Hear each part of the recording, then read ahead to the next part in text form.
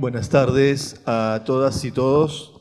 Bueno, tengo una vez más el placer enorme de presentar a Saskia Sassen, que además de una referente enorme en los campos de estudios, de un lado de los estudios territoriales, obviamente, más precisamente los estudios urbano-metropolitanos, pero también en el campo de los estudios de las ciencias políticas, la sociología, las ciencias sociales en general, temas en los cuales se ha transformado una referente internacional, global, para ser coherente con su trayectoria y su producción. Pero bueno, también es una amiga, y por eso me da mucho placer estar aquí hoy acompañándola y presentándola. No sé si todo el mundo lo sabe. Ahí que sale ahora. No sé si todo el mundo lo sabe. No sé qué vas a decir y me preocupa. No te preocupes, no te preocupes. Es algo que se puede decir públicamente. Ah, muy bien, muy bien. No sé si todo el mundo lo sabe, pero Saskia ha sido alumna durante 2 años más, un año. Un año memorable. Sí, te marcó, ¿no? Me marcó. Te marcó. Ha sido alumna de esta casa, de la Universidad de Buenos Aires, más precisamente de la Facultad de Filosofía y Letras, que entonces alojaba la carrera de Sociología, que supongo que fue eso lo que intentabas estudiar. Bueno, el primer año era Filosofía. Filosofía, bien. Sí. Bueno, así que no solamente la sorpresa con Saskia siempre es que habla como uno de nosotros, porque se ha criado buena parte de su infancia y adolescencia aquí, sino que además es una persona, de alguna manera, que inició sus estudios en esta casa, lo cual también es un orgullo para nosotros. Bueno, lo que se ha dicho ya, Saskia es socióloga y su doctorado lo obtuvo en la Universidad de Notre Dame en Estados Unidos y luego hizo estudios de posgrado en diferentes universidades de diferentes países, en Estados Unidos, en Francia, en Italia.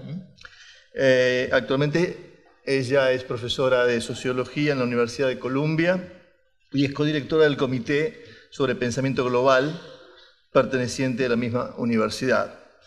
Y sus áreas de investigación son los estudios urbanos, pero también los procesos migratorios y el Estado en el marco de la economía globalizada. O sea, si bien de un lado Saskia ha sido una de los intelectuales que más han instalado el tema de globalización, también ha venido recuperando y ayudando a reconstruir el vínculo, ese vínculo del Estado con la dimensión global.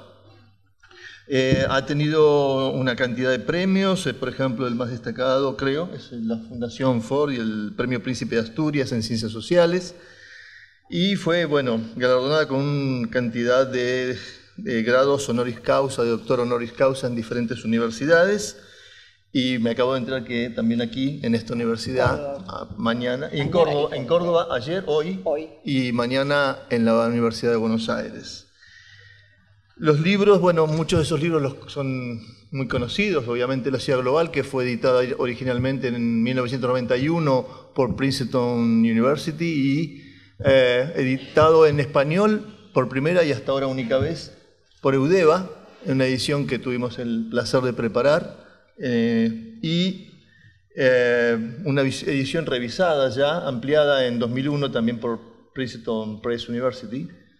Y bueno, muchos otros libros, la Sociología de la Globalización, que también marcó otro hito central en los estudios sobre globalización, Territorio, Autoridad y Derechos, otro libro también editado en español, Expulsiones, Brutalidad y Complejidad en la Economía Global, Inmigrantes y Ciudadanos son otro de los trabajos de Saskia que han sido, por suerte, publicados en nuestra lengua.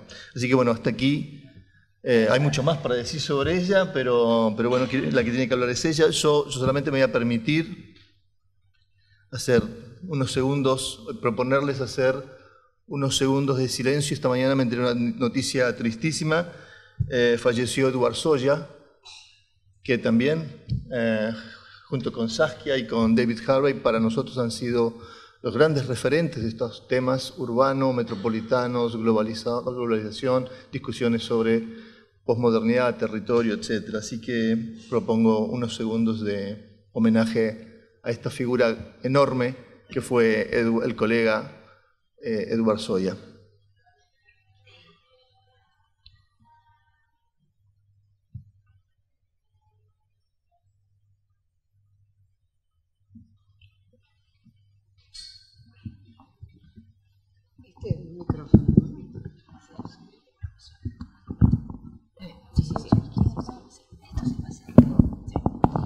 Bueno, es un gran placer para mí estar aquí y Ed Soja, por varios años, siempre usaba nuestro apartamento en Londres, cuando venía a Londres, ¿no? Entonces, cuando nosotros estábamos en Nueva York, él estaba con nosotros. Realmente es una pérdida enorme, debo decir. Así que, bueno, es un gran placer estar aquí en la universidad. Quiero agradecer a todos los que contribuyeron a organizarlo, Javier, Katy, vos y tantos otros que por ahí no sé quiénes son. Siempre es un gran placer. Les traigo el nuevo libro que justo salió bueno, no salió justo en español, hace unos meses, para la Biblioteca de Geografía. Bueno, lo que fuera, ¿no es cierto? Yo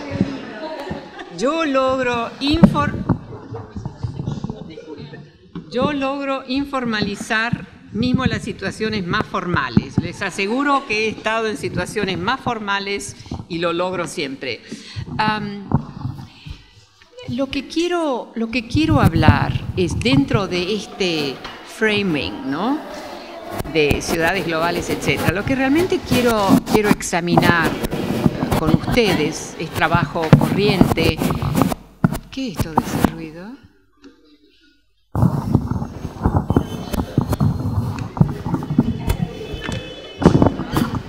A ver, lo que quiero hacer es también examinar algunas de las... Estamos bien, algunas de las tendencias corrientes que hay que examinar. Entonces, la ciudad es un espacio estratégico hoy, lo mismo que lo fue hace 20 o 30 años cuando yo empecé el trabajo, pero es estratégico de una manera diversa. Y creo que se vuelve un espacio de combate abierto en realidad, pero vestido con ropas más ambiguas que las del combatiente. Entonces les voy a llevar por una especie de trayectoria donde examino ciertas tendencias que no son todas urbanas. Y espero que esté bien eso, Javier, porque no se puede. La ciudad para mí siempre fue una especie de sistema muy, muy complejo que nos permite entender también lo no urbano. Muy importante, ¿eh? Lo no urbano que tiene un momento estratégico a menudo, o por lo menos un momento en su proceso, en la ciudad. Eso en sí mismo, eso es uno de los factores que alimenta esa función de ciudad global. Que mismo las minas, los espacios agriculturales, todos ellos hoy en día necesitan un momento urbano en la trayectoria, en cuanto están globalizados, ¿no es cierto? Entonces necesitan acceso a toda una serie de sectores del conocimiento, especializaciones, la contabilidad creativa, etcétera, etcétera. En ese sentido, la ciudad es mucho más que simplemente lo urbano en el sentido muy estrecho de la palabra. Ahora, quiero comenzar con un momento metodológico. Esto es algo que yo hace años que lo vengo mencionando y al fin un publisher me pidió que por favor escribiera un pequeño librito. Y es mi concepción no tanto de la cuestión después del método. Me imagino que todos habrán oído de After Method, ¿no? Hay algunos libros muy interesantes que se llaman Después del método, After Method. A mí me interesa el momento antes del método. Si nos tomamos método seriamente, entonces es una disciplina que nos forza en ciertas modalidades de investigación, de interpretación, las pautas para un proyecto de investigación, etc. Yo encuentro, y un poco ex post, no es que yo haya empezado de esta moda, pero ex post yo me doy cuenta que a mí lo que me interesa son, está ahí, eso sí, los fuzzy edges, el borde ambiguo, no muy claro, de lo paradigmático. En principio, el centro del paradigma es fuerte. Y yo personalmente no lo quiero tirar fuera, necesitamos ese centro fuerte. Pero el contorno de edges, el borde puede ser muy fuzzy. Ese es el espacio que yo, y lo entendí ex post, que es mi zona de investigación. Cuando el centro formal, reconocible, con mucha documentación empírica, etc., cannot hold anymore, pierde control. Yo creo que en épocas donde los significados estables pierden un poco de capacidad de explicar, es muy importante localizarse en ese edge. Para darle una especie de formalismo a esta práctica un poco anárquica, yo lo llamo Before Method, y ese va a ser el título de un librito chiquitito, chiquitito. Entonces, un elemento son lo que yo llamo tácticas analíticas. O sea, lo táctico, ¿sabe? Es algo que se posiciona estratégicamente, que es móvil, que no se puede sobredefinir o no es una táctica. Entonces ella es método. Entonces para mí la cuestión de how to deploy, ¿saben? Deploy, es una buena palabra, deploy. Necesito la versión española. Desplazar, no. Deploy es lanzar. Desplegar. ¿Cómo desplegar, digamos, o deploy estos analytic tactics, ¿no? Es una manera de formalizar un poco la cosa. Entonces aquí les muestro muy brevemente algunas de estas tácticas. Y yo diría, en términos del proyecto de Javier, que aquí yo creo que esto puede ser muy útil. Y un poco más para atrás, no simplemente la ciudad global, pero digamos algo un poco más genérico casi, ¿no? Entonces aquí hay algunas de esas tácticas analíticas. Una es la necesidad de activamente desestabilizar significados estables. Ningún significado, complejo ciertamente, es estable para siempre. La economía, las clases medias, hoy en día esas son categorías un poco inestables. Pero yo voy más allá de ahí. Yo digo que hay que activamente desestabilizar si tu zona de investigación es the fuzzy edges of the paradigm. Eso es muy importante, ¿eh? No es sin disciplina, no es el Wild West, es the edges of the paradigm, ¿no es cierto? Una segunda es, ¿qué es lo que no veo cuando yo invoco una categoría fuerte? O sea, in the shadows, que tengo ahí, in the shadows of powerful explanations. Entonces es como la famosa imagen, más fuerte es la luz en un círculo de luz en una calle oscura, menos ves lo que está fuera del círculo de luz. Entonces una categoría muy, muy fuerte importa para ciertos proyectos, pero si el proyecto es entender dónde el paradigma va encontrando problemas, entonces la categoría más fuerte es la que más difícil te lo hace para ver lo que está fuera del círculo de luz, ¿no es cierto? Más fuerte, más importante en mi práctica es interrogar, to interrogate that category. A ver, yo no puedo ver ni esto ni lo otro. Después una de mis grandes pasiones, la cuestión del territorio. Y ahora estoy escribiendo un librito chiquito sobre territorio, ¿no? Entonces aquí está el proyecto para mí sobre el territorio. Yo creo que es una categoría compleja que tiene incrustadas lógicas de hacer de reclamaciones. La ciudadanía moderna es un formato muy, a very achieved format, ¿no? Y por otro lado, lógicas de poder, que nuestra modernidad es el Estado liberal, digamos, the working liberal state, ¿no es cierto?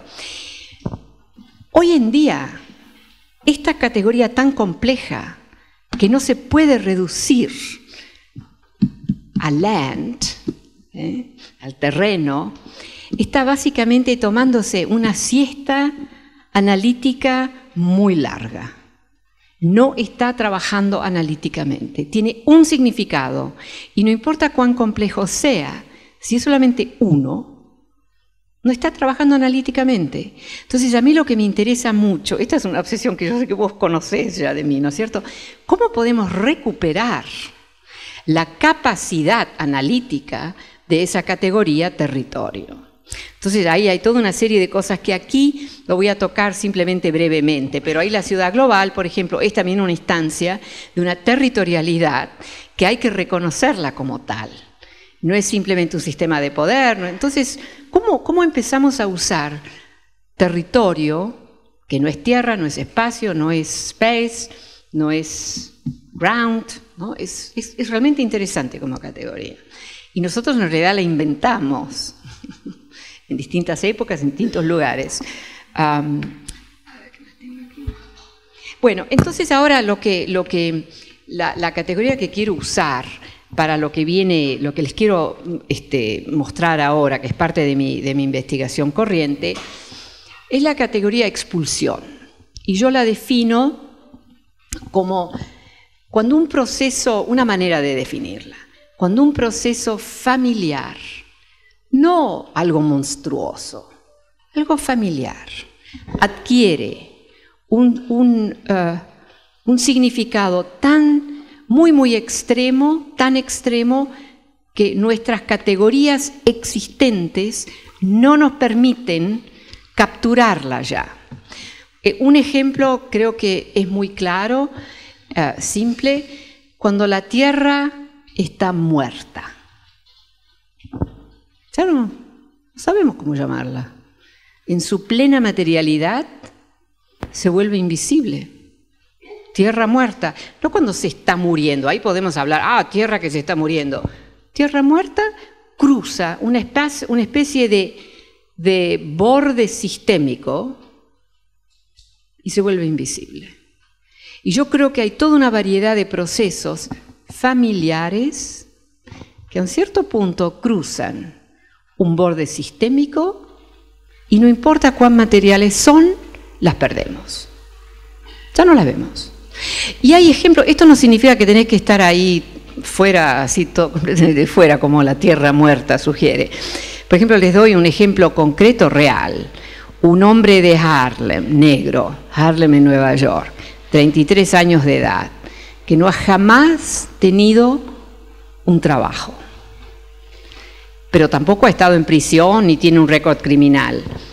Designarlo, llamarlo long term unemployed, desempleado a largo plazo, no es suficiente, no captura.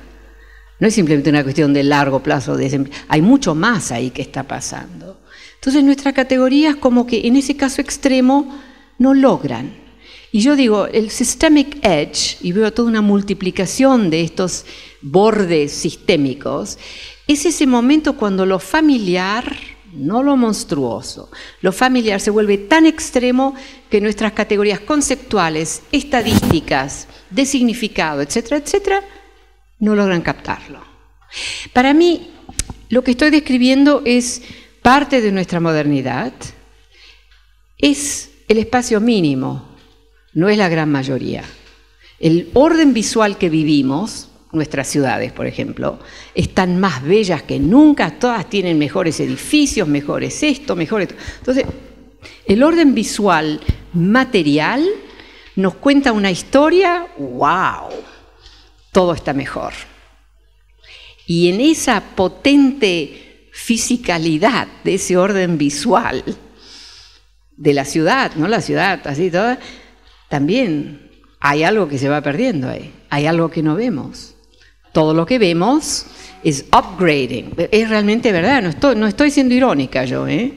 Hay un upgrading fenomenal de tantos espacios urbanos. Pero esa presencia tan masiva, tan física, tan que como que uno no puede negarla, al mismo tiempo nos impide ver toda una serie de miserias. ¿No? Entonces, es ese juego entre materialidades muy visibles que no logran, digamos, contarnos la historia plena, pero nosotros la sentimos a menudo como esta es la historia. Mucho comentario va en esa dirección.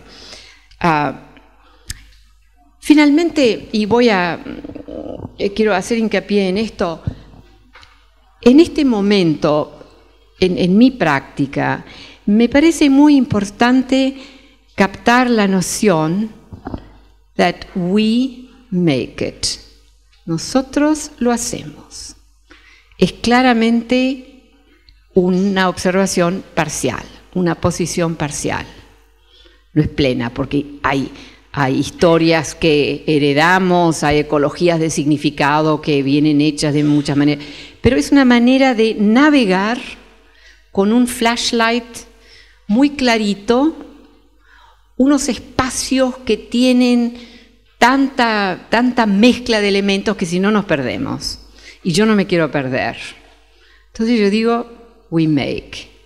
Ahora, en inglés, make es una palabra muy buena. Y no estoy hablando de los makers, a veces esa cosa que ahora, no. We making. No sé en español, hacemos, si tiene también esa calidad, ¿no es cierto? Porque we make puede ser, we make a beautiful poem o we make a table, ¿no? Pero eso es el hincapié. Entonces yo digo, me encanta este slide. Yo creo que eso es bello. We make, ahí va. Pero nosotros hicimos esto. Esto es formidable. Es una capacidad, entienden lo que estoy hablando, ¿no? En 20 años destruimos uno de los más grandes, aquí estamos en geografía, ¿no? Me imagino, okay. Saben de lo que estoy hablando aquí, ¿no es cierto? Entonces, yo digo, eso lo hicimos. Nosotros lo hicimos eso no se cayó del cielo. Exagero un poco, claro, ¿no? El we es we muy genérico, que no lo quiero ni siquiera problematizar, pero yo quiero hacer insistencia en el hecho que lo hicimos esto. We made it. Claramente no estoy hablando de capabilities a la Amartya Sen. Para mí una capability, yo no acepto la noción que capability, que en inglés es una palabra que tiene incrustada un significado positivo. Yo no sé cómo es en español, pero yo creo que en español también. Es una palabra que ya dice, en el momento que vos la decís, dice algo positivo, algo bueno. Yo quiero tomar distancia de eso. Históricamente muchas capacidades que tiempo 1 eran muy buenas, tiempo 2 no son tan buenas. Eso lo hemos vivido muchas veces. Entonces yo quiero decir, this is a capability. En esa afirmación también hay un elemento de, ¿hicimos esto? ¿Qué son otras cosas que podemos hacer que serían más positivas? Ese es un cambio radical de una condición en un muy breve periodo de tiempo. Yo digo, hey, we made that. What else can we make? Sobre vectores, digamos, positivos, ¿no es cierto? Lo mismo aquí. Eso también es impresionante. Billones de años y ¡puf! En 20 años logramos eliminarlo. Hay que decir, no podemos simplemente decir, bueno, la manera justa, claro, es todo este intermediado, ¿no? No, yo digo, también tenemos que decir nosotros, nuestros sistemas, nuestras capacidades lo han hecho. ¿No? Es una posicionalidad dura que estoy tomando para abrir terreno al hecho que podemos también hacer otras cosas. No importa cuán complejos los sistemas dentro de los cuales nos manejamos. Ahora, una manera de encajar toda una variedad de problemáticas, de procesos, etcétera, etcétera, es de preguntarnos ¿cuál es la máquina del vapor de hoy? Today's steam engine. La máquina del vapor no cambió todo. Muchas cosas. Si vos tomabas un pequeño avión, no existía en ese entonces, sobre Inglaterra, hubieras dicho, ¡ay, qué maravilla! Esta economía verde, rural. Pero las ovejitas ya estaban en otro circuito. No eran para los propietarios, los pequeños farmers, iban ya a las fábricas, ¿no? Entonces lo que viene codificado, rural, lindo, verde, bla, bla, no. Ahí ya había otro circuito. O sea, una capacidad de hacer nuevos ordenamientos, no de cambiar todo. Porque eso lo hace más peligroso, que no tiene que cambiar todo. Solo puede cambiar algunos ordenamientos, ¿no? Entonces, no les voy a preguntar qué piensan, pero les estoy dejando pensar. Y entonces a este momento digo, y no me lo tienen que decir tampoco si es el caso aquí, generalmente cuando yo hablo así y tengo ocasión de preguntar, la respuesta es las nuevas tecnologías, la digitalización. Lo cual es una buena respuesta. Pero al mismo tiempo yo diría que la digitalización hoy en día es infraestructura. Y yo defino infraestructura algo necesario pero indeterminado, que se puede usar de muchas maneras distintas. The tracks of a train. Los tracks pueden usarse para llevar bombas o para llevar comida para los pobres, ¿no es cierto? Necesario pero indeterminado. Y yo creo, de mi manera de ver, también con la cuestión de la ciudad global, etcétera, yo creo que esta noción de que lo indeterminado, lo infraestructural va avanzando, que muchos del built environment, ¿cómo se dice built environment? El edificio, los edificios, todo eso, que mucho de eso hoy es infraestructura. Las oficinas de los años 60 en Nueva York y en Chicago hablaban el lenguaje de I'm about office work. Yo soy sobre el trabajo de oficina. Y era verdad, la mayoría de los puestos de trabajo eran secretarias, supervisores, etc. Hoy en día, esas mismas áreas, así corporate, no centros corporativos, nosotros no sabemos qué pasa ahí, pero ciertamente no son secretarios y supervisores. Entonces, yo digo, lanzo esa hipótesis, hace unos años la lancé, que lo que estamos viendo con estos built environments, por ejemplo en financial centers, en corporate centers, estas son infraestructuras necesarias pero indeterminadas. Eso también significa, y ahí para mí es un punto crucial con la ciudad global, y me irrita muchísimo cómo eso no se hace, tenemos que investigar lo que pasa en esos edificios. No es autoevidente. Hay demasiada noción que si es un edificio entendemos lo que pasa. No. Y en el mundo de las finanzas es el caso más extremo, donde, por ejemplo, si vos te fijas en todos los leading financial centers, todos tienen más o menos la misma infraestructura, por así decirlo. Todos esos edificios, todos comparten algo. Eso ha generado una noción muy común, errónea, que es que todos están haciendo lo mismo. De ahí también surge un discurso que todas las ciudades globales, que hay unas 100 hoy en día, están en competición, porque todos hacen lo mismo. Eso ha llevado a una especie de distorsión total. Si vos lo llamás infraestructura y decís que la pregunta es cómo viene usada, ¿es para bombas o es para comida para los pobres? Hay un proyecto de investigación que hay que hacer. Hay que entender, bueno, ¿qué pasa ahí? ¿Qué es? ¿Cómo se diferencia? Simplemente hablando de centros financieros, Chicago de Nueva York, los dos grandes centros. En China, Hong Kong, Shanghai, Beijing, Shenzhen. En Buenos Aires no sé cuál sería. Hay solamente en Buenos Aires, en Argentina tienen uno, sí, tienen Buenos Aires, ahí va. Sí. Pero en muchos lugares no es así, ¿no es cierto? Entonces, para mí esto, hablar de infraestructura necesario pero indeterminado es una manera también de generar la disciplina de investigar y ver qué pasa ahí. Y para mí la implicación importante es que eso significa que no están todas compitiendo la una con la otra. Ese discurso de están todos, they're all competing with each other, le conviene solamente a un actor, el actor corporativo. Destruye a los liderazgos de la ciudad porque creen que tienen que darle todo, ¿no es cierto? Entonces, estas digamos, especificaciones creo que sí que importan mucho. No, entonces, volviendo a esto, ¿cuál es? Sí, lo digital es importante, etcétera, pero creo que no es el equivalente del steam engine, porque está en todos lados y es más y más infraestructural, también es superestructural, pero es infraestructural. Así que la cuestión es cómo lo estamos usando. Podemos usar para hacer surveillance, o lo podemos usar para hacer cosas buenas, etcétera, etcétera. Entonces, una manera vuelvo a la noción esta, ¿qué es lo que es capaz de generar nuevos ordenamientos? Y una manera elemental de decirlo es what is in and what is out. Entonces, yo digo que son las finanzas, la alta finanza.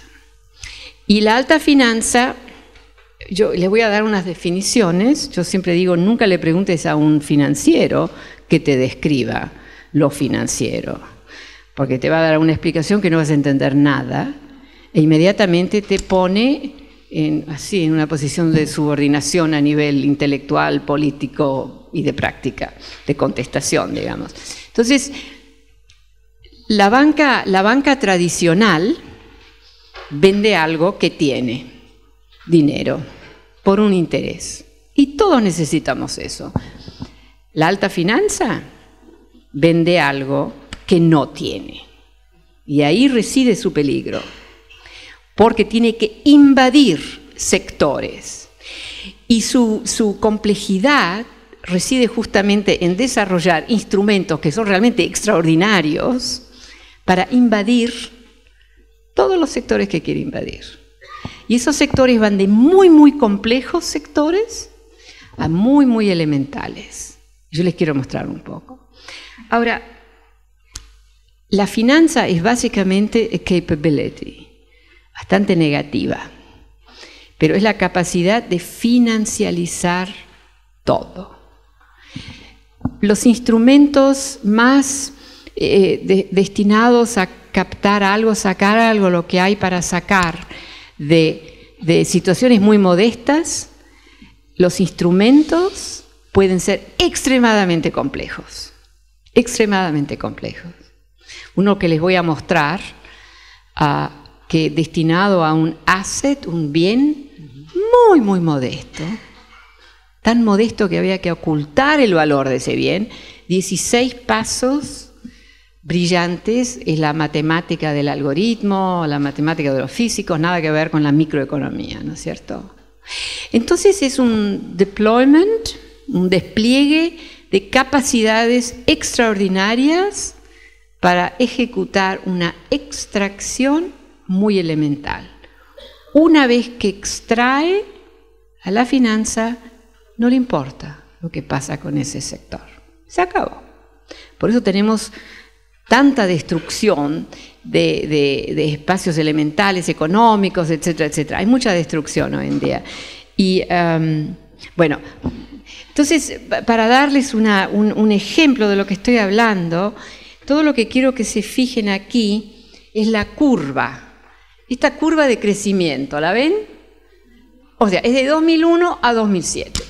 En ese periodo fue de menos de 1 trillón, ¿saben? Trillón lo dicen aquí también, ¿no? Trillion. A 62 trillones. Esa curva, hay muy pocas cosas que la logran, muy pocos sectores, ¿entienden? Es vertical.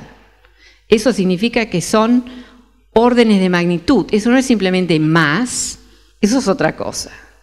Eso es una capacidad negativa máximamente. Ahora, para clarificar un poco,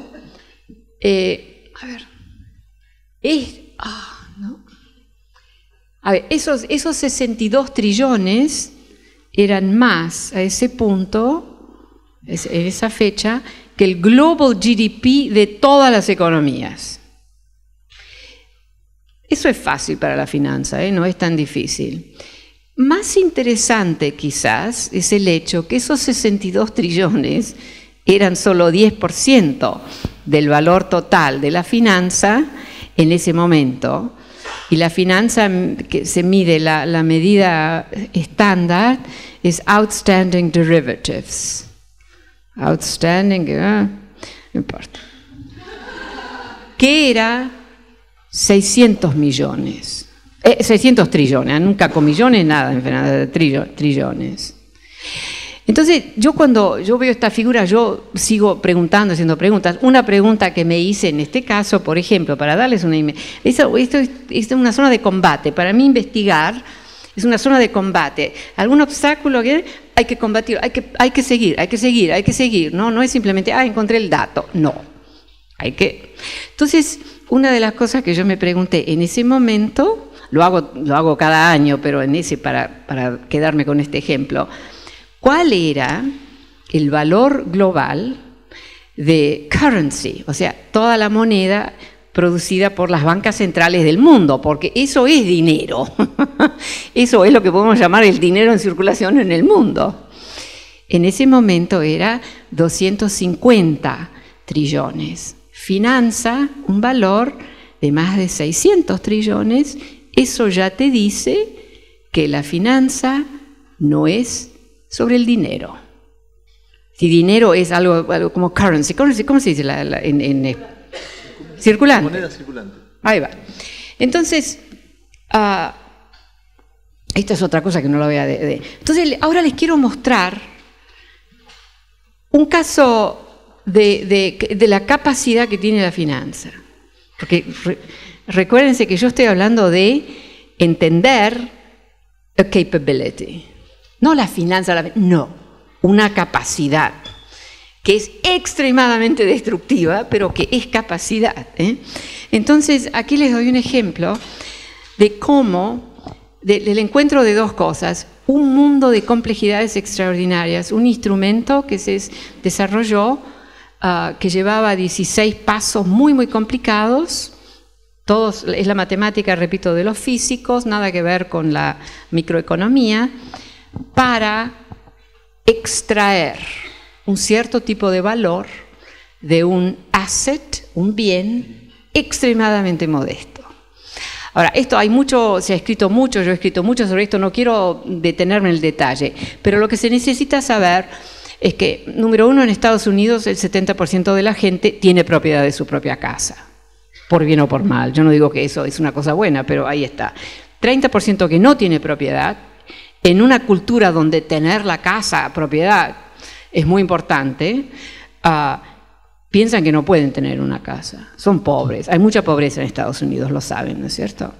Por ejemplo, en Manhattan, el 50% de los residentes en Manhattan están bajo el nivel de la pobreza. Nueva York, la ciudad de Nueva York. O sea, son ese mundo totalmente dividido. Ahora, entonces, aquí se desarrolla un instrumento extremadamente complejo, brillante, que tiene un objetivo muy simple, y es conseguir que millones de hogares firmen un contrato. Firmen el contrato. No tienen que pagar nada por 5 o 6 años, firmen el contrato. Y con ese contrato se genera este instrumento complicado que tiene además como un objetivo, entre otros, camuflar, ocultar el valor de ese bien tan elemental, tan simple, tan modesto.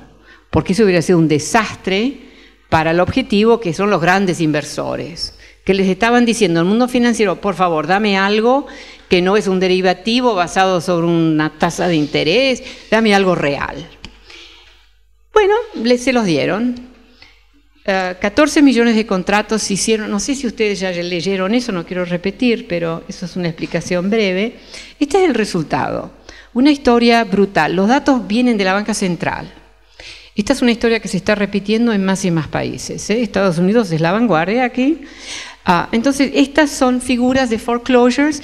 De acuerdo a la banca central, Bernanke, el jefe de nuestra banca central, cuando él terminó su término, hizo un discurso grande y dijo: hoy tenemos 2 grandes problemas. Uno de ellos es esto. Vamos a tener 14 millones de hogares que habrán perdido su casa by 2014. El otro lo voy a volver más tarde. Entonces, estos son números, estos son hogares, pueden ser 2 personas, 3 personas, 1 persona, 5 personas, ¿no? Y aquí, más, total 14 millones, aquí se ve la curva. Ahora ha sido declarado ilegal este contrato. Europa piensa que no tiene el problema, Europa también. Alemania, entre los altos. Historias invisibles. Yo debería decir que en Estados Unidos unos 30 millones de personas que perdieron su hogar, invisibles. ¿Cómo? A nada. Porque todo lo que querían era la firma. Les decían: you can do it, you don't have to pay anything. Realmente fue una cosa muy, muy negativa, y por eso ha sido declarado ilegal por la banca central ahora. Porque realmente era un engaño. Decían: you can have it, después pagabas poquitito, etc. Porque no interesaba lo que la fuente del benefit, ¿no? No era el pago de la hipoteca. Nada que ver, la hipoteca no importaba, que pagaran, que no pagaran, no importaba. Eso era lo insidioso. Era simplemente cómo extraer la noción a través de la firma del contrato, que aquí, eras vos, yo te estoy mirando a vos, pero eras vos, sí. Pero para tener la firma, para decir aquí hay un asset, que a menudo el asset, esas casitas modestas, que cortadas, por ahí terminabas con una pared, porque era el splicing, ¿sabes? Para tener miles de instrumentos, millones de instrumentos, no. Y entonces una pared podía ser lo que te quedaba.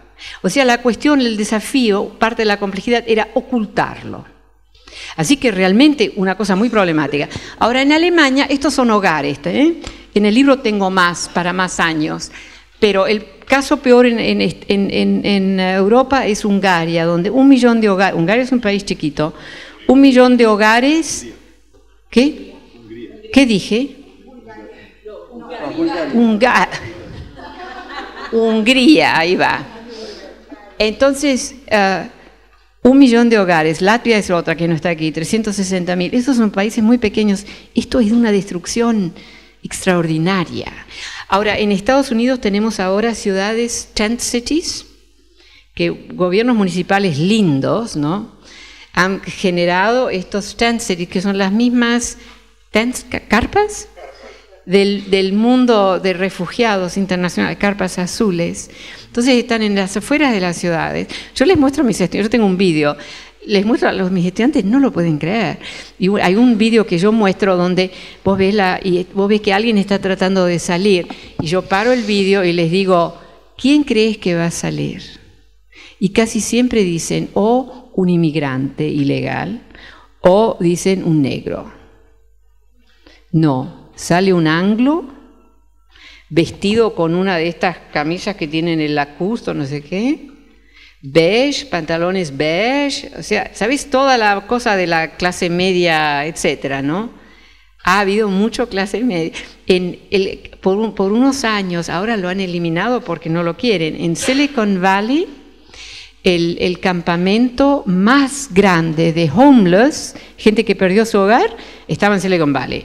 Silicon Valley es un valley, entonces si vos venías de abajo, entrabas de ahí, yo tengo el video de eso también, lo podés ver. Si estabas arriba sobre el top, había una gran mansión ahí, y todo lo que veías mirando para abajo eran los árboles, ¿no?, las cúpulas de los árboles. Pero ese era la gran mayoría, eran techies, que habían hecho inversiones y ha perdido todo, de pronto fuera. O sea, esto afectó a muchos sectores, ¿eh? Esto no fue simplemente los más pobres. Bueno, pero quiero continuar aquí.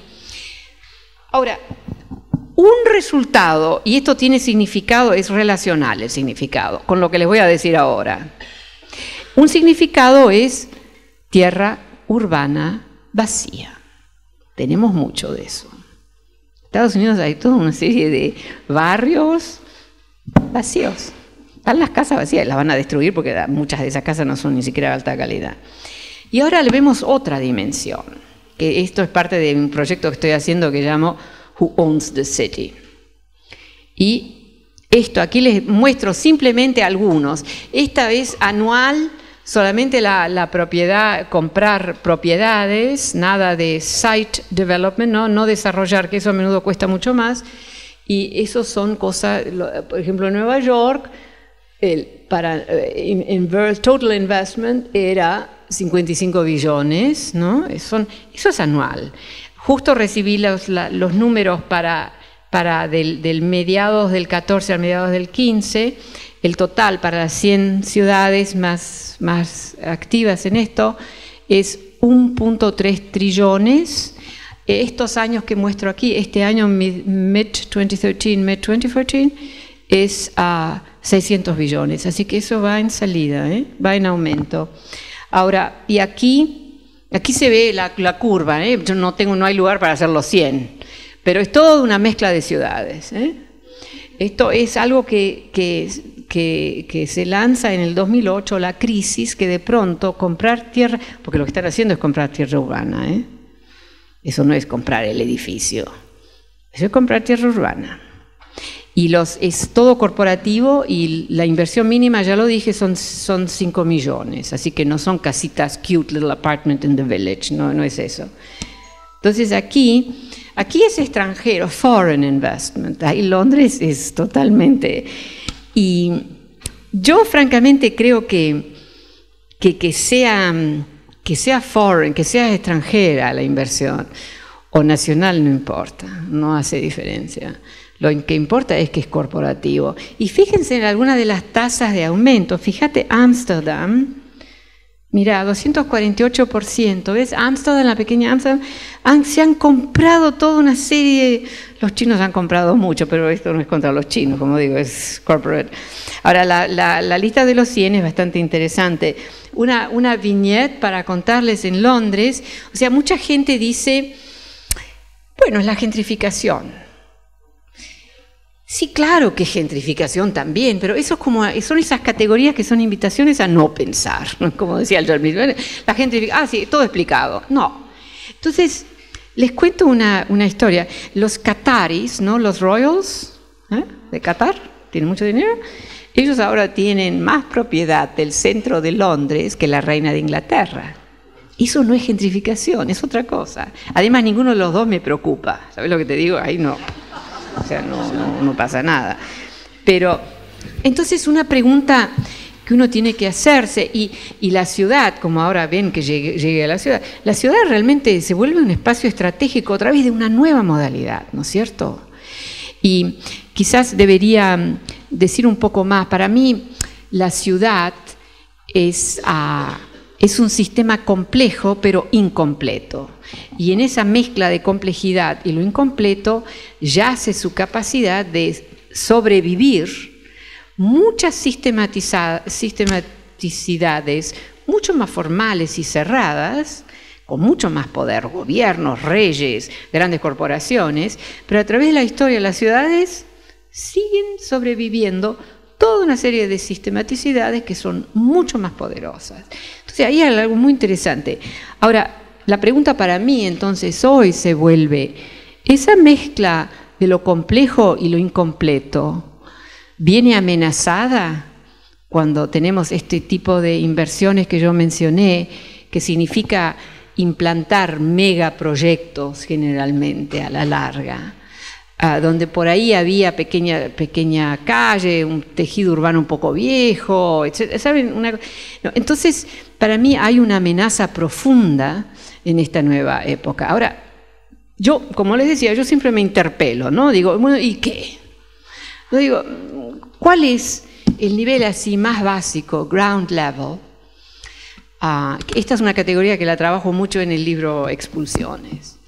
Back to ground level, de teorizar, crítico, para reteorizar, porque no podemos hacer sin teoría, ¿no? Pero nos tenemos que salir de alguna de nuestras categorías porque son invitaciones realmente a no pensar, ¿eh? De todos modos, cuando estoy en esa modalidad, entonces yo digo, bueno, los sin poder pueden hacer historias, culturas, economías en las ciudades. Es el único lugar hoy donde pueden hacer eso.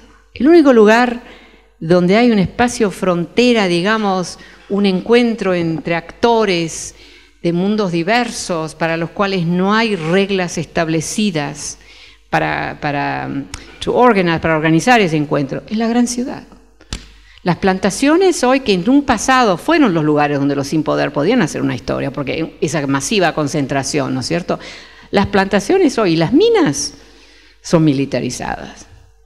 La gran ciudad es el único lugar, pero tiene que ser ciudad, ¿no? Entonces, para mí el ground level, para preguntar, por un lado, ¿qué ciudad? Complejo pero incompleto, que puede sobrevivir sistemas mucho más poderosos, pero más formales, más cerrados y por ende más vulnerables. Y la cuestión de los sin poder, que es la gran mayoría de la población del mundo. ¿Dónde son los espacios donde ellos pueden hacer una historia? Donde pueden simplemente decirle al poder, estamos presentes, no te estamos pidiendo nada, pero te estamos diciendo que nosotros estamos aquí también. Son nuestras grandes ciudades. Entonces, cuando yo pienso en todas estas cosas, estas masivas adquisiciones, que este año todavía más, lo que yo les mostré, representa la mitad de lo que es este año, el de año de mediados de 14 a mediados de 15. Esto es masivo. Esto es potencialmente una gran transformación. No afecta a la gran mayoría de las ciudades, porque la gran mayoría de las ciudades son pequeñas, pero son las grandes ciudades donde los sin poder pueden hacer algo, ¿no? En las pequeñas ciudades es mucho más problemático eso, a menos que seas un emprendedor, que te sale todo bien, ¿no? O sea, una cosa así que trabajas con el sistema. Entonces, una pregunta que yo me hago ahora es, ¿estamos realmente confrontando una nueva sistematicidad? Y les muestro esto muy rápidamente, no para hacer un gran qué, pero les quiero mostrar algo. Y yo me terminé muy metida en la discusión sobre Grecia, los alemanes y todo lo que no querían darle a Grecia, etcétera, ¿no? Y yo estaba diciendo, escribí bastante sobre eso, mira, todos estos países sintieron esa crisis que realmente fue el producto de un abuso financiero completo, ¿eh?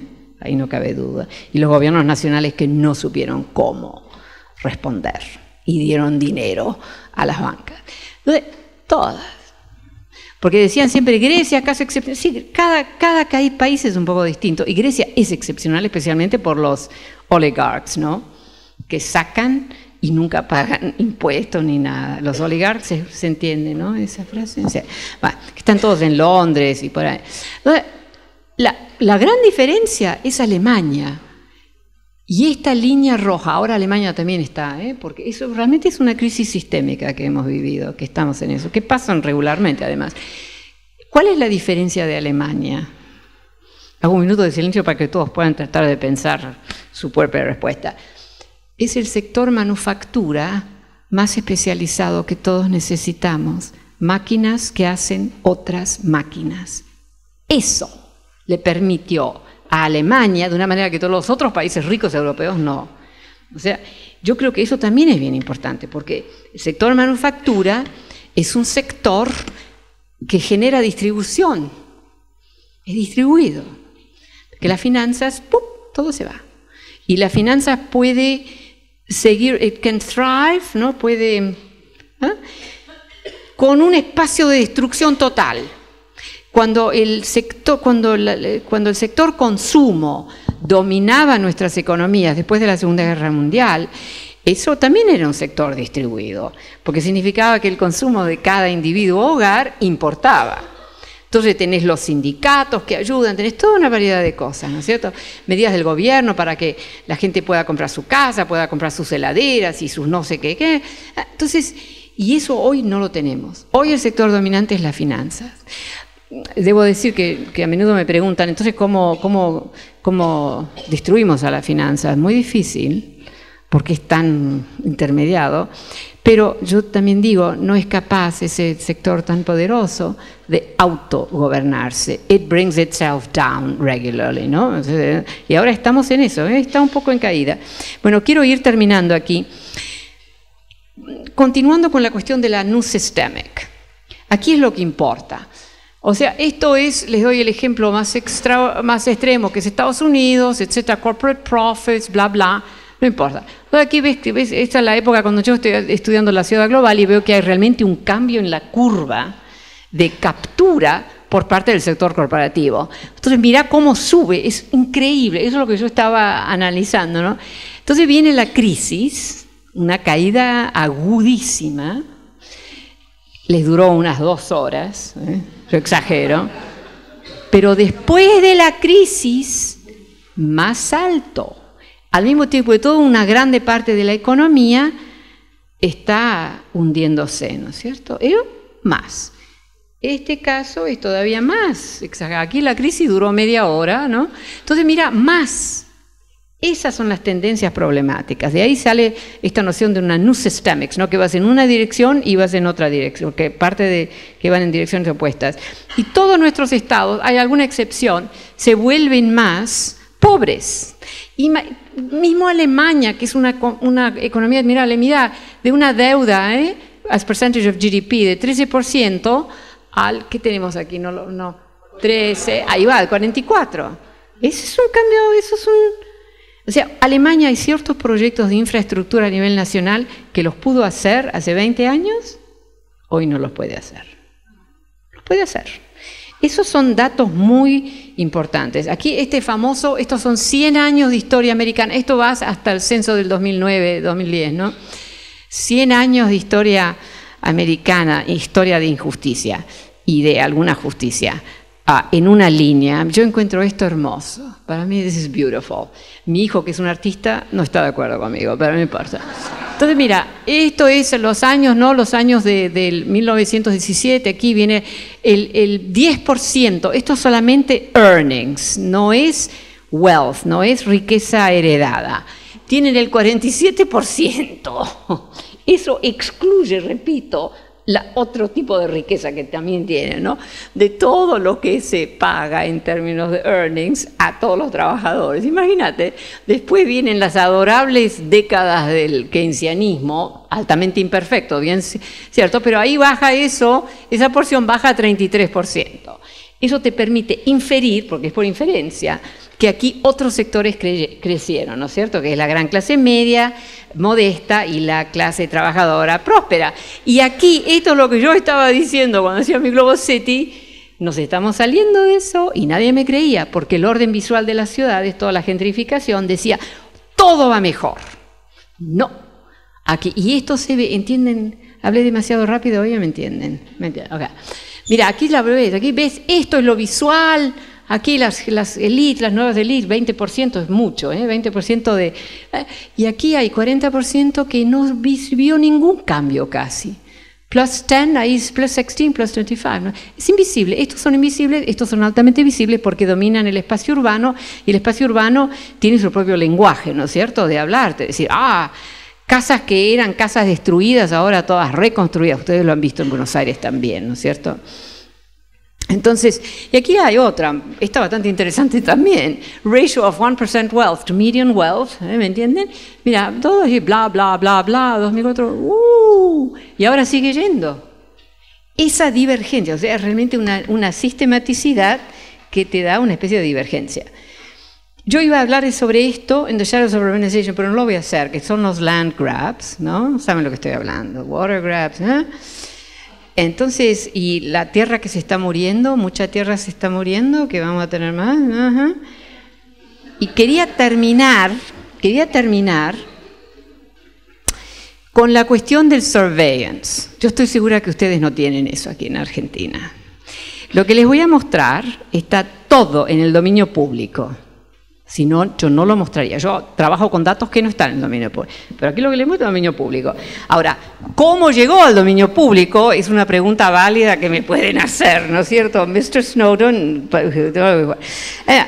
Esto no viene de Mr. Snowden, esto viene del Washington Post. Este mapa en Estados Unidos casi nadie lo ha visto. Esos son 10.000 edificios. El último se acabó de construir ahí en Utah, como lo llaman, el más grande de todos, que hacen continuamente, 24 horas al día, todos los días del año, gather information. Si tu abuela estuvo en Nueva York ahí tomándose un cafecito en el Village, ella está en ese dataset. ¿Entienden? Así que eso es totalmente inútil, ese dataset. Uno se pregunta, ¿a quién le beneficia eso? Bueno, a las grandes compañías técnicas, a las construcciones. Bueno, pero... aquí la cosa se vuelve un poco más... Esto es cosa ahora, dato público, ¿no? Entonces aquí the black budget, no importa. Yo voy a dejar todos estos slides, después lo pueden, ustedes que tienen curiosidad lo pueden estudiar. Les quiero hacer hincapié en algunos puntitos. Who's dangerous? Entienden el inglés, ¿no es cierto? Este es nuestro estado, ¿no? Mirá vos, los veteranos, que pueden ser amargados, pobrecitos. Los environmentalists. ¿Qué es la Nation of Islam? Quizás. Ahora, yo lo que les dejo, what we know, lo que nosotros sabemos, yo justo publiqué un artículo muy grande en el Open Democracy, sobre todo esto para ustedes que están interesados. Yo les dejo el www. Y aquí agradezco a Mr. Snowden, pero también a Joria Vigrant que nos dio esta lista. Esto es lo que nosotros sabemos, el National Security Agency sabe. ¿Entienden por ahí es muy incompleto, ¿entienden lo que digo, no es cierto? Entonces, aquí no se puede leer todo, pero les quiero dar una sensación de algo. Entonces, aquí hay algunas que son como interesantes, ¿no? Entonces, por ejemplo, aquí, it can track communication within media organizations like Al Jazeera. It can hack into the UN video conferencing, que este puede ser alto nivel y entienden, ¿no es cierto? It can track bank transactions. Vos le mandás $20 a tu abuela, they can track it. Do they need it? ¿Quién sabe? Eso no está. It can monitor text messages. A la otra cosa buena, hay gente que piensa que si la computadora está apagada o no están online, que no la pueden invadir. ¿Cómo? Claro, radio waves. Entonces esto aquí continúa,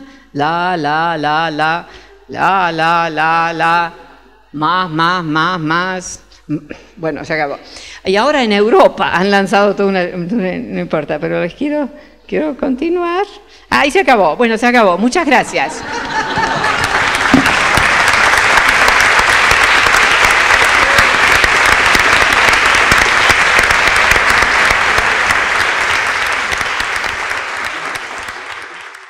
Semejante muestra de estado del arte del mundo debe abrir una inmensidad de interrogantes, preguntas, dudas y, sobre todo, interrogaciones, como decías vos,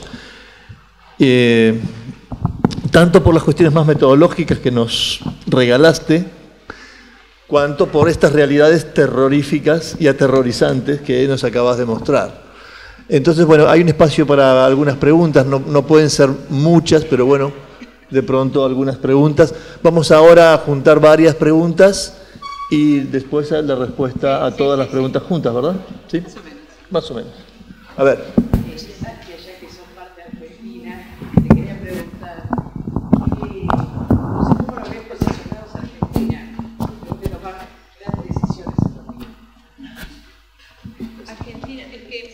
La verdad es que yo me fui a los 16 de aquí. Sí. Entonces, como sabes, perdí la huella. No me imagino, pero... Tengo momentos donde entro en este espacio y quiero saberlo todo. Por ejemplo, el otro día tuvimos un almuerzo con Javier que duró 4 horas porque yo tenía 1500 preguntas, digamos, ¿no? Pero en realidad yo no puedo hablar sobre Argentina. No creo que... Pero lo que sí, mira, hay muchos países que están muy problematizados. Creo que estamos en un periodo así de, hablo en general ahora, de decadencia de la democracia liberal. Yo creo que el Estado liberal raramente está logrando ahora funcionar muy, muy bien. Esas son así mis observaciones, ¿no es cierto? Y entonces, como siempre, me interrogo, sigo interrogando, digo, bueno, ningún sistema formal de poder duró para siempre. Nuestra historia no nos muestra que duran para siempre. Entonces, ¿por qué este sistema va a durar, ¿no? Pero eso es un poco extrema como posición. Yo creo que el cambio no pasa con radicales, pero con elementos que se van. Esta cuestión de la financialización ha sido realmente una cosa muy, muy destructiva. Claro. Pero es casi invisible, ¿sabes? Entonces, por ejemplo, el hecho que nuestra banca central, ¿lo mencioné ya? No lo mencioné, ¿no? El Federal Reserve de Estados Unidos le pasó secretamente 7.7 trillones de dólares a bancas alemanas, francesas, austríacas, americanas, etcétera, para rescatar el sistema bancario global. Y nos ocultó eso. En el debate público que se daba en el Parlamento se discutía 320 billones. Fue una gran discusión pública, ¿les damos, no les damos a las bancas? Necesitan 320 billones. Mientras tanto, 7.7 trillones, que lo encontramos porque Bloomberg News hizo un Freedom of Information Request, ¿no? ¿Sabes lo que dice, no? Libertad de... Ustedes lo deben tener también eso, ¿no? ¿Sí? ¿No? ¿No saben? Hay que usarlo, eso hay que usarlo. Sí, que podés lanzar una... O sea que información clasificada, bajo ciertas condiciones, se puede volver pública. Entonces nosotros lanzamos eso por casi 3 años la banca central. Se negó. Y después de como 7.7 trillones de dólares, el Financial Times hizo una primera plana completa, 21.000 pedidos de ese dinero barato, dinero al 0.02%, eso no es nada. Venían de todos lados. Yes, I'll take your cheap money. Pero ¿cómo es posible? Entonces yo digo, esto es una especie de decadencia de la democracia. Y el argumento que hago en Territorio, ¿no? El libro Territorio, que digo que es un error decir que la globalización debilita al Estado. Es que porque el sistema, la parte ejecutiva del Estado, se puede hacer alianza con ese sistema corporativo, con el sistema financiero, ¿no? Entonces es una ambigüedad.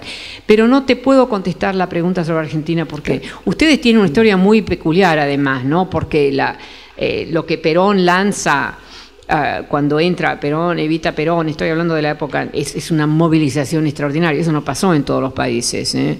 Entonces aquí tienen ya una herencia, ups and downs, ¿no?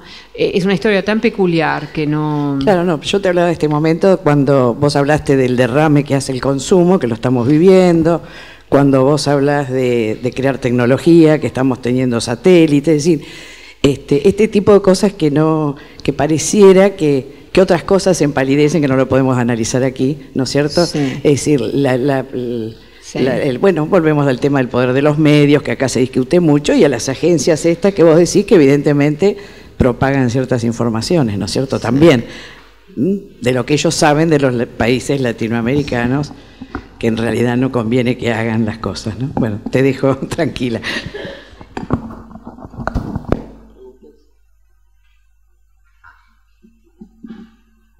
Ahí hay una pregunta de arriba.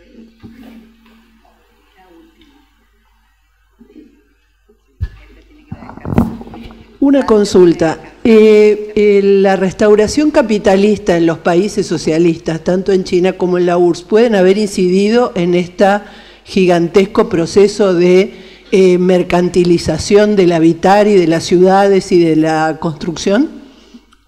Bueno, ciertamente a un nivel muy elemental de observación empírica.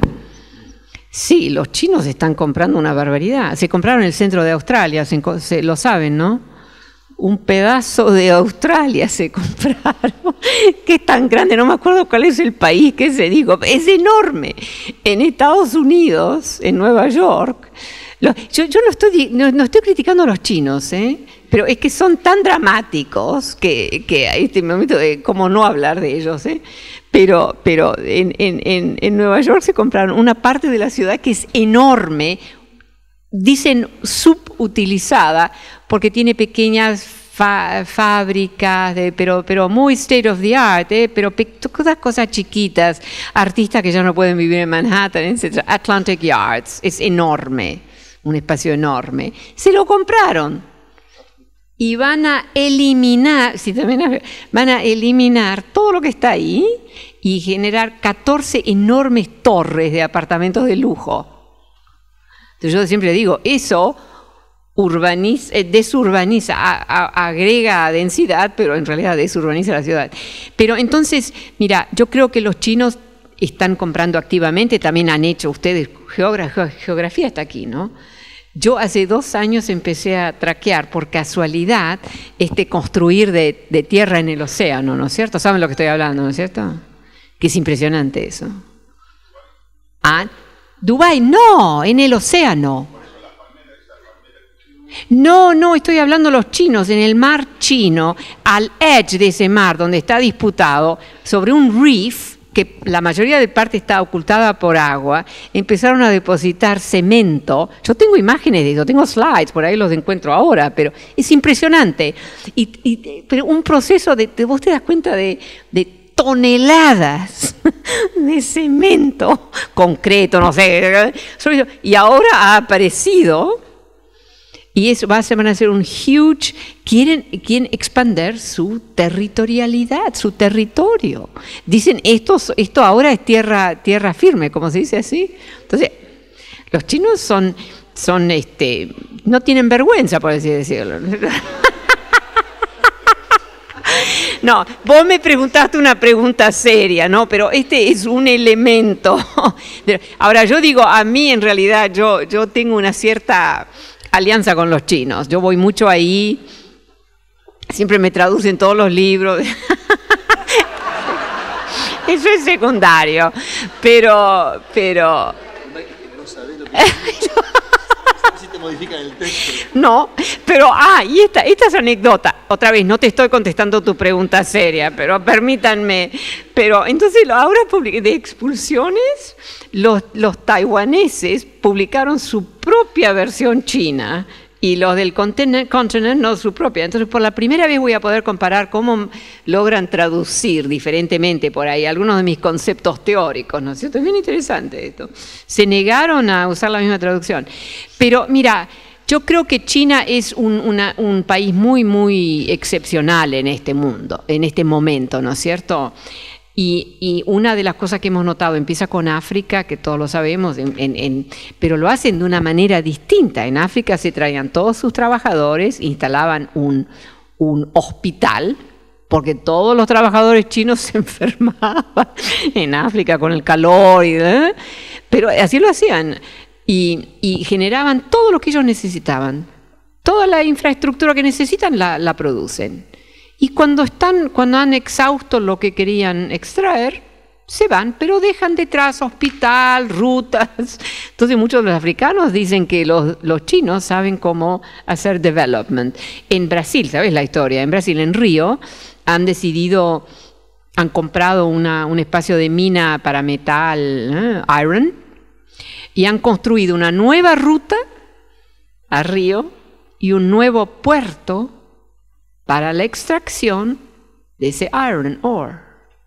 Entonces, ellos tienen otra manera y al mismo tiempo nunca han invadido otros países, ¿sabes? No invaden, no son como los americanos. La percepción de los americanos es que, vamos a ponerle algunas bombas ahí, ¿no? Para calmarlos y lanzan unos desastres. No, los chinos no hacen eso. Los chinos entran, compran, construyen, o sea, they make themselves at home, uno podría decir. Se instalan y después se van. Y eso también es un tema muy importante para mí, que los nuevos imperialismos no son los del pasado, ¿no? Donde Britania quería toda África, los españoles toda América Latina. Ahora no, ahora agarran, toman y se van. Los chinos representan una nueva modalidad que otros también están adquiriendo, ¿no?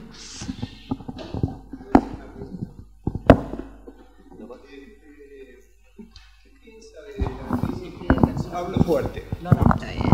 ¿Qué piensa de la crisis que comenzó en el 2008, la crisis capitalista, básicamente con las hipotecas subprime y con todo, como bien lo llama Paul Krugman? ¿Terminará alguna vez? Es que, mira, con el sistema financiero, como yo les mostré, cada crisis en el contexto actual es otra manera de extraer. Entonces, ¿qué van a perder? No, es realmente muy problemático. Pero la finanza es la otra cosa. En mi libro Territorio, yo hago un análisis del nombre, el número de crisis. En la época cuando el neoliberalismo, para usar esa palabra un poco elemental, se instala en tantos países, hubo 71 crisis en un periodo de 10 años de países. Cada país que se agregaba al nuevo modelo tenía una crisis. Imagínate, Estados Unidos también, una gran crisis tuvieron. En los 80, 87, una crisis enorme. Pero la crisis cada vez ha servido para limpiar el terreno, eliminar todos esos obstáculos y ¡puf! Así que cuando el lenguaje de crisis justifica los grandes préstamos, ¿no? El dinero barato, etc. Muy problemático. O sea, yo creo que no hay buen análisis en el sector político porque los políticos no hacen sus deberes. Realmente, la telecomunicación demasiado complicada, delegamos a los expertos. ¿Quiénes son los expertos? Las corporaciones. Sistema financiero demasiado complicado, delegamos a el sistema financiero. No se puede hacer. Yo creo que aquí nuestros sistemas políticos tienen que, y siempre hay algunos políticos, me imagino también en este país, que hacen sus deberes. Está Elizabeth Warren, ¿no? En Estados Unidos es un buen ejemplo de eso, ¿no? Kaufman es otro. Entonces tenemos algunos que dicen, no, ellos entienden lo que está pasando, pero la gran mayoría simplemente son lazy. Son lazy. Y todos terminan millonarios, ¿sabes? En Estados Unidos todos terminan millonarios. Bueno, con esa nota tan simpática. Bueno, yo quiero agradecer a Javier que me conectó con vos y pudimos organizar que pudieras venir a la Argentina. Agradecer a Pablo que te presentó. Le doy un certificado de tu participación, que ustedes vinieron a nutrir nuestro programa sobre la Universidad para el siglo XXI, que es un conjunto de reflexiones que el Consejo Superior promovió que hiciéramos al interior de la universidad para ubicarnos justamente en las cosas que están viniendo y en las cosas que ya son, para reflexionar con respecto a las diferentes disciplinas que hacen al entendimiento de los cambios en la sociedad y el Estado, y tu aporte ha sido enorme.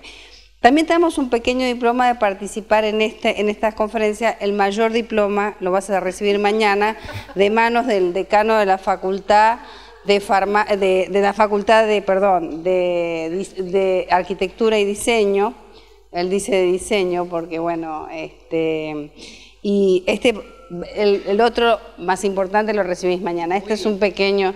Y para los dos un pin de la universidad, hecha por Pallarol, un buen orfebre argentino. Y para completar esto, ya que vos viviste algunos años acá, y sé que tu padre fue amigo de Piazzolla, bueno, acá esto es un homenaje a Aníbal Troilo, otro de los, publicada por Eudeva. Y finalmente quiero decir que, y en relación a Eudeva, y por ideas de Javier y de Pablo, conseguimos probablemente que se reedite La Ciudad Global, que se agotó, y ella nos prometió hacer otro libro en relación a eso, una ciudad global revisitada, un poco más leíble, sí. Dice que es bastante densa, que para los geógrafos o los urbanistas les gusta, pero para el resto resulta un poco difícil. Así que bueno, es un libro de Eudeva y ojalá que la próxima vez que te recibamos sea para presentar la reedición y tu libro global. Muchas gracias.